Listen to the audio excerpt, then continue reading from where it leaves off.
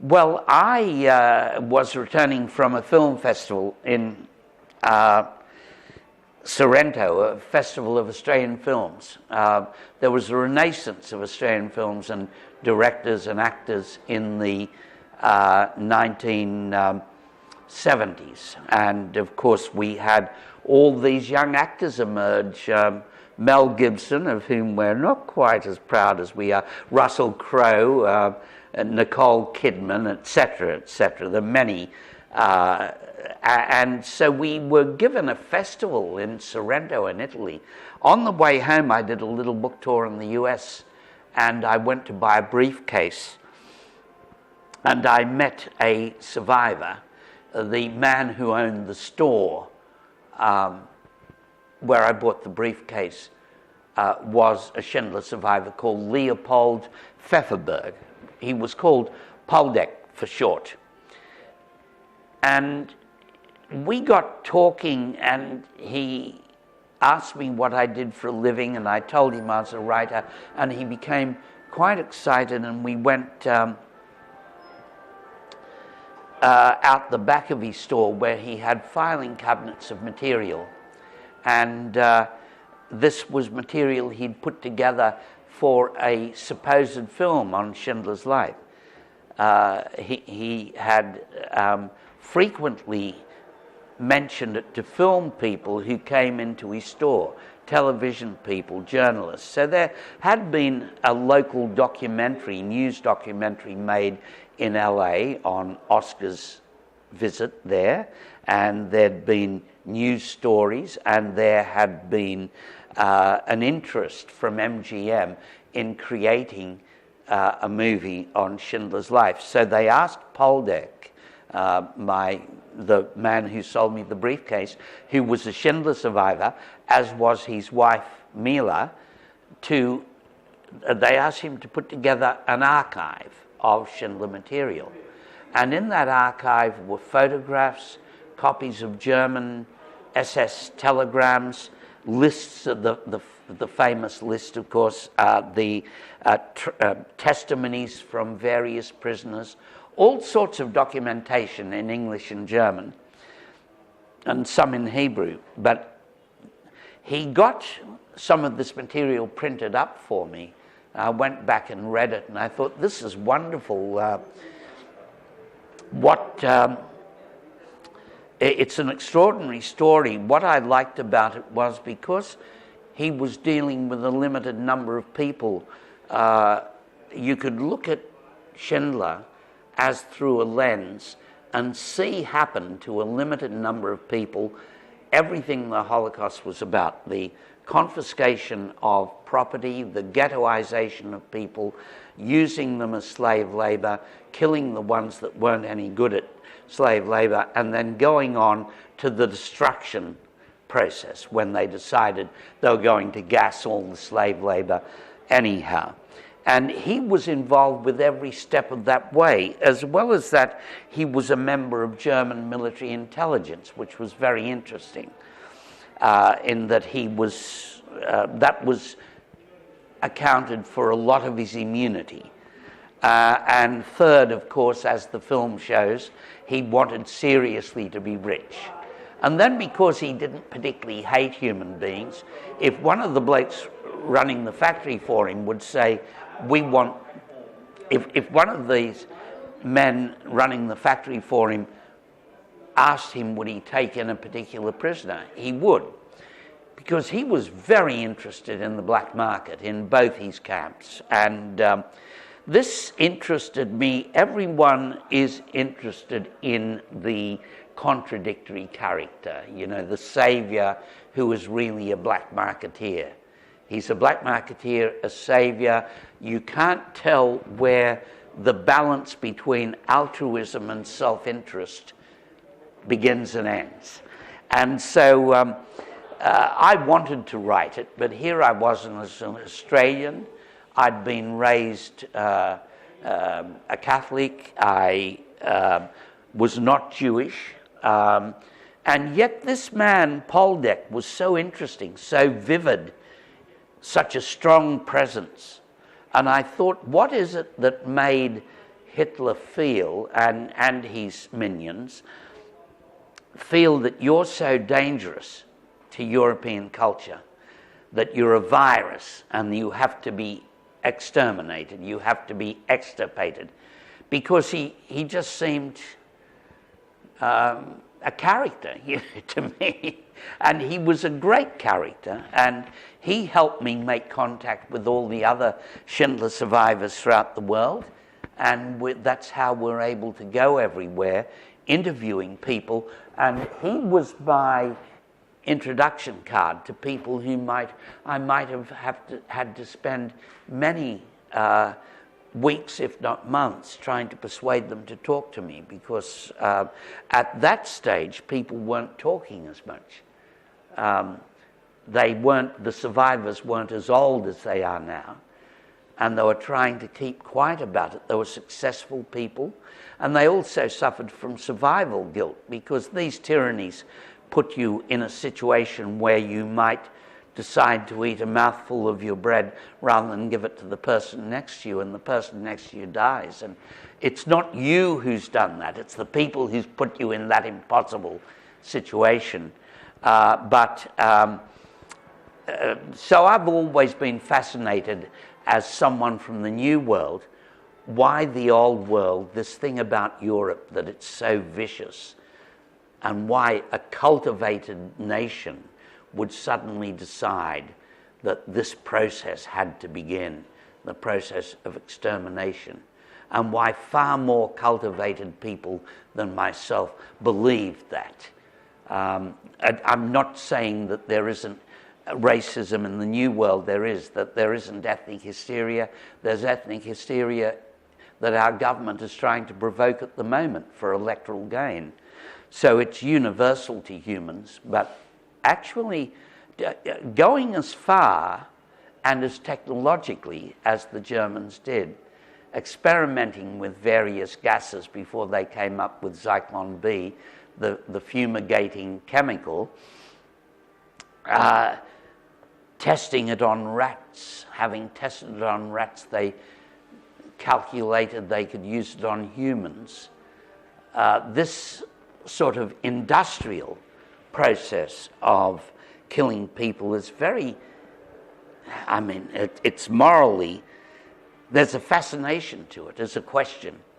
And of course they didn't only do it to Jews, they did it to Slavs, they did it to gypsies, they did it to homosexuals, they did it to communists, but not quite on the same scale as the Jews. The conundrum fascinated me, and when we write these books about historic barbarities, the question in the writer's mind is always, could I have done that?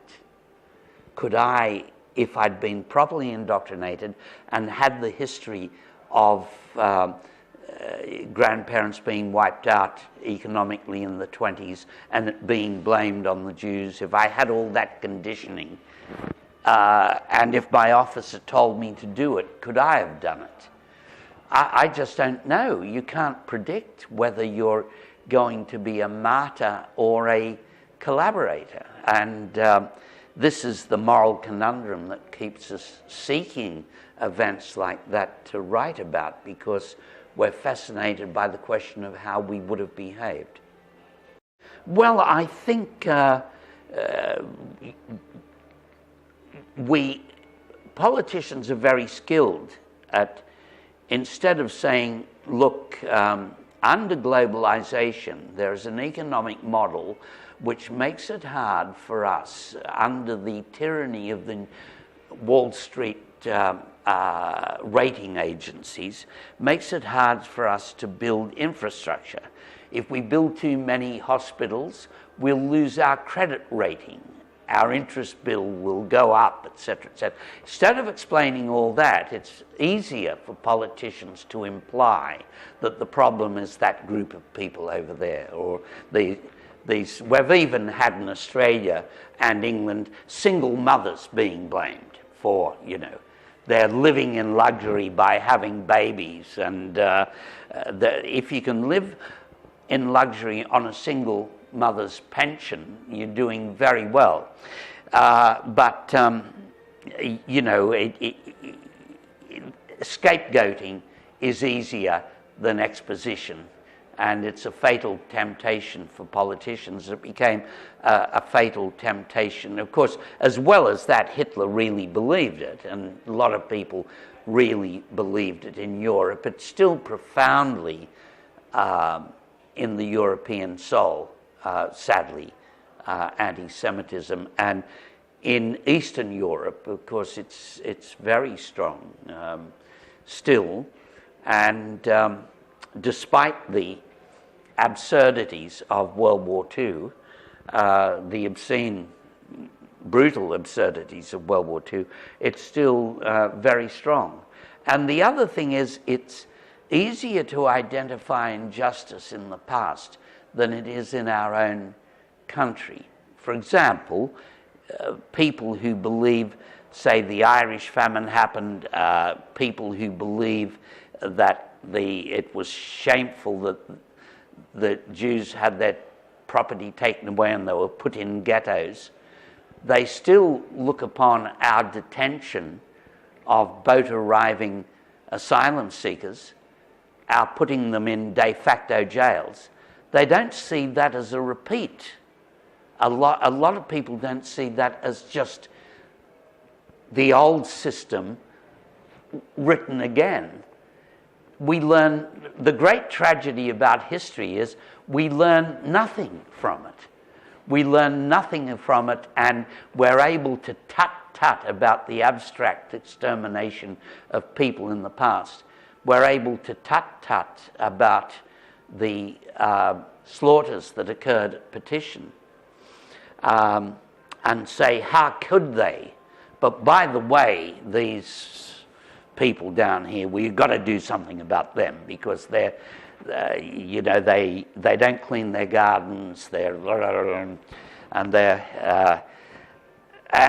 so it's harder to deal and tolerate our contemporaries than it is to tolerate abstract populations of the past. So ethnic hysteria is a grazing animal. Even in Australia, when I was a kid, I'm sorry to talk about Australia, but it's the country I know best, and I know you have ethnic hysterias operating here, and that some politicians sing to them for political advantage. But when I was a kid, the Irish were under suspicion. My people were under suspicion. They don't believe in the Queen. They'll do what the Pope tells them. They won't do what we tell them, etc. And then it moved on when we started to get massive number of immigrants from Greece and Italy, who until then were considered the sort of aboriginals of Europe. So we got used to we're prejudiced against them, then we got used to them, and they became artists, painters, manufacturers, and wonderful makers of coffee, let me say. And then the next step, we start to get people from Anatolia, from Turkey, and so on. And suddenly they're the problem. And then we get from throughout Southeast Asia, Chinese very identifiable Chinese population. And we have a politician who comes forth and says they're going to destroy our cohesion. We had an eminent historian who came forward and said, beware, this is going to alter our nation and ultimately it's going to cause blood on the street. And none of that happened. So we absorbed a large Chinese Australian population, a large Korean population, Japanese population, etc. And there's no prejudice against them anymore. But there was in the early 90s. And now all the prejudice against the Lebanese Muslims and other Muslims, Iraqis, Afghans and so on. A growing population. Some of them have been refugees. And there's a tendency to tar all them with one brush. And of course, that's like saying that a liberal Christian is like a Alabama fundamentalist who hates the Quran and will, if you invite him to, will burn the Quran. But there are many, many people from nominally Christian countries. That's the last thing they'd want to do, because they want to have fraternity between themselves and their Muslim brothers and sisters. And so hysteria, the point I'm making is hysteria moves from one group, and then it's in our brains, and then we think, oh, they're okay. Oh, but these new people. And then we graze on them and shock jocks, and there are all sorts of rubbish newspaper articles about how they're in gangs and they're not settling down like our ancestors settled down. And then they've moved on from the Vietnamese to the Lebanese to the Sudanese often get blamed, but people don't understand that the Sudanese come from a country where there has been no law and order in the lifetime of these children, and where regular experiences to see your parents' cattle slaughtered or taken, to see your granaries burned, to see your sister taken as a sex slave, and worst of all, to see your mother raped in front of you. And you often are taken into a militia at the age of 11, 12, and you've got an AK-47. So it's very hard for Sudanese kids to just suddenly be in a place where they can rely on peace and order in the street. It's hard for them to become accustomed with the new order of things, and they have to be given time. But as soon as they put a foot wrong, of course, the bigots start condemning them. And that is so much part of our human nature. But we are given two things to overcome it. One is our reason, and the second is the fact that we all come from the same African Eve, and that we are all members of the same species. So in condemning them, we're condemning ourselves. And I've raved enough, I think.